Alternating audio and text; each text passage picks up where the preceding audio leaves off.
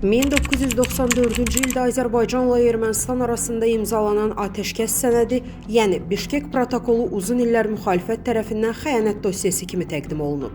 Hətta 1994-cü il mayın 14-də Bakıda bununla bağlı Birləşmiş Müxalifətin geniş etiraz aksiyası keçirilib. Bişkek protokolu niyə xəyanət dosyası kimi təqdim olunur və ona qarşı çıxılırdı?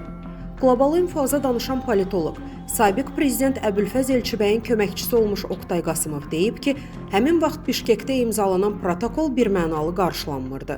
Stat: Əsas səbəblərdən biri o dövrdə Rusiyanın hərbi qüvvələrini yenidən Azərbaycana qaytara biləcəyi ilə bağlı ciddi narahatlıqların olması idi. Sənəddə separatçıların imzasının yer alması ilə bağlı iddialar da geniş müzakirə olunurdu. Azərbaycan cəmiyyətində və siyasi mühitində bu məsələlərə fərqli yanaşmalar mövcud idi. Müxalifətin əsas etirazı isə birbaşa Bişkek protokolunun özündən daha çox Rus qoşunlarının yenidən Azərbaycana gətirilməsi ilə bağlı ehtimallara qarşı yönəlmişdi.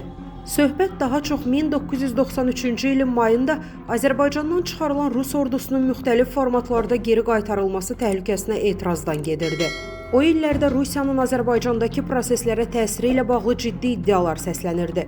1993-cü ildə Rusiyanın Azərbaycanda həyata keçirdiyi çevriliş, Sürət Hüseynov qiyamına verilən dəstək və Azərbaycan torpaqlarının işğalı fonunda Moskvanın regiondakı maraqları geniş şəkildə müzakirə olunurdu. Statın sonu. Yazını tam halda şərhdəki linkdən oxuya bilərsiniz. Əziz izləyicilər, xəbərlərdən məlumat əldə etmək üçün kanalımıza abunə ola bilərsiniz.